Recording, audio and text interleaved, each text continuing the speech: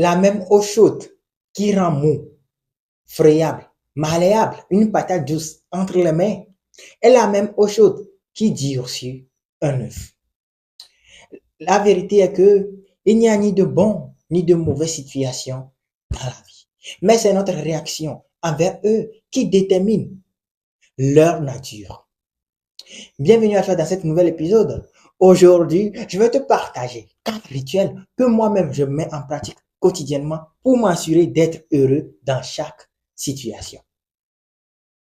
La vérité est que c'est pas du tout moindre à faire, mais avec un tout petit peu d'effort et de volonté, on finit par y arriver. Alors, ça peut s'entendre. Let's go. Mais avant de commencer, j'ai une petite annonce à te faire. Si toi aussi tu souhaites te lancer dans la création de contenu, j'ai écrit un guide qui est totalement gratuit, qui peut t'aider à réaliser ton rêve. Et tu peux le trouver en cliquant sur le lien en description de cette vidéo. La vérité est que tout ce que nous voulons dans la vie, nous pouvons l'avoir. Que ce soit le succès, la renommée, l'art, tout ce que nous désirons en tant qu'être humain sur cette terre, nous pouvons l'avoir. Parce que ce ne sont que des états d'esprit. Et lorsque l'on connaît le processus, le chemin, les rituels à mettre en place pour pouvoir les avoir, nous pouvons les acquérir à chaque moment, à chaque situation, lorsque nous les désirons. La première des rituels que moi j'applique pour m'assurer d'être heureux tout le temps, c'est d'arrêter de faire des suppositions et de ne continuer et de ne pas prendre les choses personnellement. C'est d'arrêter de faire des suppositions et de prendre les choses personnellement. La raison, elle est simple. Lorsque l'on prend les choses personnellement, nous enlevons le pouvoir de l'action. Et l'on se retrouve dans la victimisation. Et lorsqu'on se retrouve dans la victimisation, on est stressé, on est anxieux. On se dit que c'est parce que cette personne avait fait ça. Et c'est pour ça que je vis cette situation en ce moment. C'est parce que moi-même j'avais fait ça. Et c'est pour ça que je vis cette situation en ce moment. Ou c'est parce que ma mère, l'État, quelqu'un a fait quelque chose. Et c'est pour ça que je vis cette situation en ce moment. Et l'on s'enlève le pouvoir de l'action. On attend que les autres viennent réparer leur tort à notre place. Et lorsque l'on fait des suppositions, on se retrouve dans des malentendus. La raison, elle est simple. Si vous êtes en couple et que c'est votre anniversaire, vous allez vous dire que mon conjoint me connaît très bien, ma conjointe me connaît très bien. On est là depuis des années, ça fait 6 mois, ça fait 6 ans qu'on est ensemble. Du coup, il sait de quoi j'ai envie, il sait de quoi j'ai besoin. Mais lorsque la personne ne répond pas à nos attentes, au lieu que nous, on a besoin, nous, on veut aller au restaurant, la personne nous achète des sous-vêtements, là, on se retrouve dans un gros malentendu. On se met en colère contre la personne, alors que la personne n'a pas un super pouvoir pour lire dans nos pensées. Du coup, peu importe ce que nous voulons dans la vie, faisons l'effort d'aller les demander et d'arrêter de faire des suppositions. Dans une deuxième des cas, lorsque l'on fait des suppositions, notre conjointe nous a promis de rentrer à la maison peut-être à 20 heures, mais il est passé 22 heures en allant à 23 heures et il ne sait même pas pointer le bout de son nez. Et en ce moment-là, on commence pas à imaginer le pire. Dans la première des cas, la personne se fout de nous. Il a un deuxième bureau dehors, elle a un deuxième mec dehors, et c'est pour ça qu'elle ou qu'il n'a pas pu rentrer à l'heure qu'il a dit qu'il allait rentrer à la maison. Dans une deuxième des cas, la personne, peut-être qu'il lui est arrivé un accident. Qu'est-ce que je vais faire? Peut-être qu'il est mort. À quoi m'attendre? Et lorsque la personne finit par pointer le bout de son nez, dans une première des situations, on a vraiment envie de lui coller une baffe, de lui donner un coup, parce qu'on est en colère. Lorsqu'on a imaginé le pire, que la personne est peut-être avec quelqu'un en train de faire l'amour, on a vraiment imaginé le pire. Mais dans une deuxième des cas, comme nous l'avons vu, nous aurons envie de le serrer entre nos bras, parce qu'il a fini par passer le pire. Ou bien, du coup, les amis, arrêtons de faire des suppositions parce que cela agit sur notre état de tel point que ces états ne nous sont pas favorables pour être en santé. Le stress, l'anxiété ne nous permet pas d'être en santé. Ne nous permet pas d'être en santé.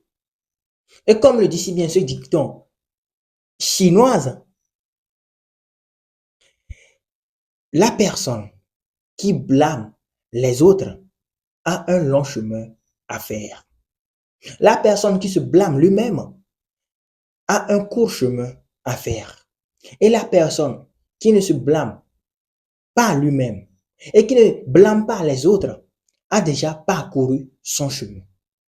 La deuxième des rituels que moi-même je pratique quotidiennement, c'est le lâcher prise et surtout d'accepter les choses telles qu'ils m'arrivent. Parce que vous devez comprendre ceci, la vie, c'est la vie. Il y aura toujours des hauts, il y aura toujours des bas. La vie, c'est la vie. La seule chose que nous pouvons nous faire à notre place, c'est d'accepter les trucs tels qu'ils nous arrivent. C'est d'accepter les choses telles qu'ils nous arrivent. Parce que si l'on veut tout contrôler, si l'on veut tout changer, si l'on veut se dire que tous les trucs qui nous arrivent, on doit les changer, non seulement on finit par être stressé, mais on finit par être anxieux. Parce que vous devez comprendre ceci. Lorsque l'on donne tout son effort, lorsque l'on donne tout ce qu'on a comme énergie et que l'on n'a pas les résultats escomptés, on se met en colère, on s'énerve, on n'a plus envie de continuer parce que ça fait mal, ça fait très très mal. Mais à vrai dire, qu'est-ce qu'on peut faire? Rien.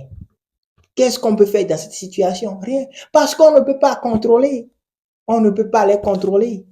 Aujourd'hui, l'illusion que l'on a, c'est le fait de croire qu'on peut tout contrôler. Avec les réseaux sociaux, avec l'Internet, on a l'impression qu'on peut tout contrôler. Parce que si vous voulez écouter la voix de votre femme, sortez votre téléphone, appelez-la.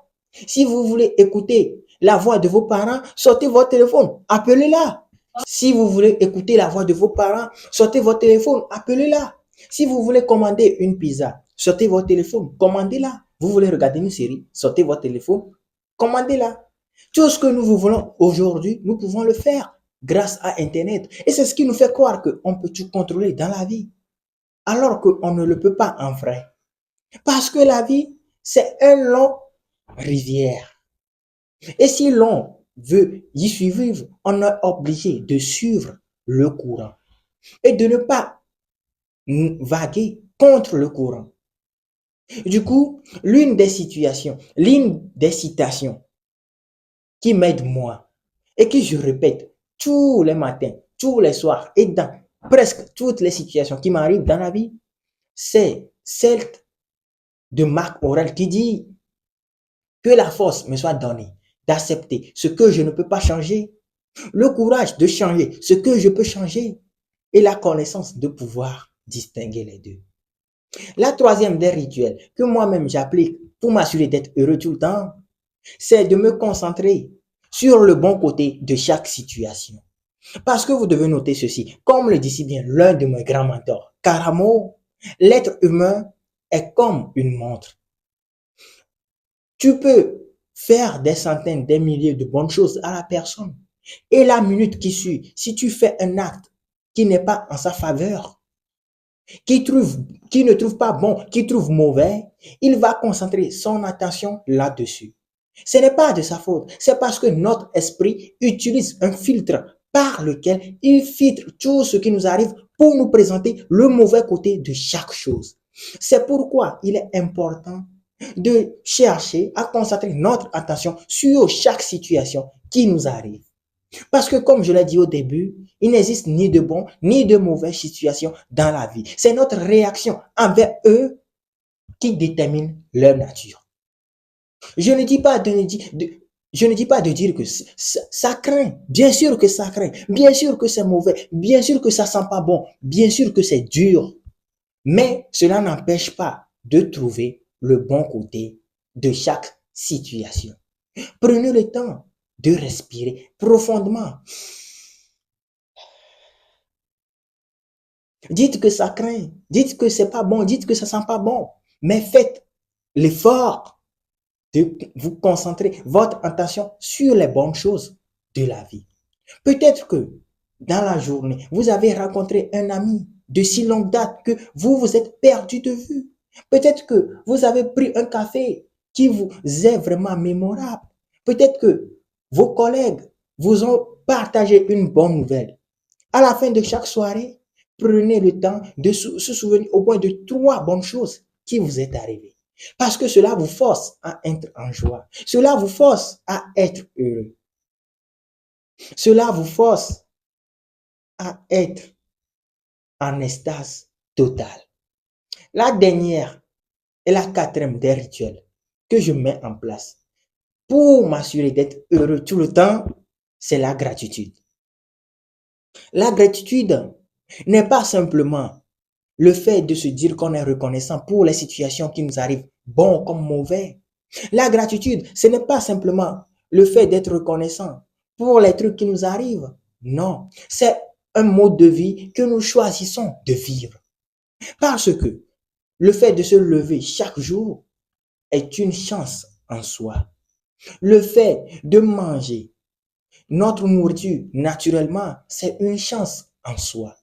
Le fait d'aller faire nos besoins aux toilettes, naturellement, c'est une chance en soi. Le fait d'avoir auprès de nous les gens qu'on aime et qui tiennent à nous, c'est déjà une chance en soi. Parce que certaines personnes se sont réveillées sur cette terre, mais n'ont pas cette chance-là. Au pire, n'arrivent pas à manger leur nourriture naturellement.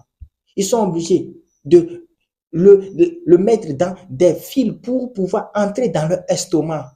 Du coup, les amis, être reconnaissant, ce n'est pas simplement le fait d'être reconnaissant pour les petites actions qui nous arrivent. C'est une mode de vie que nous choisissons de vivre, qui nous oblige à voir le bon côté des petites choses que nous avons autour de nous. Alors, pour y arriver, faites l'effort de tenir une journal de gratitude. Moi, la méthode que j'utilise pour y arriver, c'est cette phrase-là que je récite chaque matin, chaque soir, avant d'aller au lit. Je suis reconnaissant pour toutes les choses qui m'est arrivées. Je suis confiant car je sais que tout ce que je veux, c'est déjà réalisé. Et je suis inspiré pour créer du contenu impactant pour changer la vie de quelqu'un. Alors, si vous voulez retrouver tous ces rituels-là, je vous ai fait un petit checklist que vous pouvez télécharger en cliquant sur le lien en description de cette vidéo. Et pour toutes les personnes qui souhaitent aller encore plus loin dans leur développement personnel, vous pouvez aussi réserver un appel gratuit avec moi. Le lien aussi se trouve en description de cette vidéo. Comme je le dis toujours, sachez que moi, je crois en vous. C'était Kossi Jakabe. On se rend rendez-vous pour une prochaine. Merci.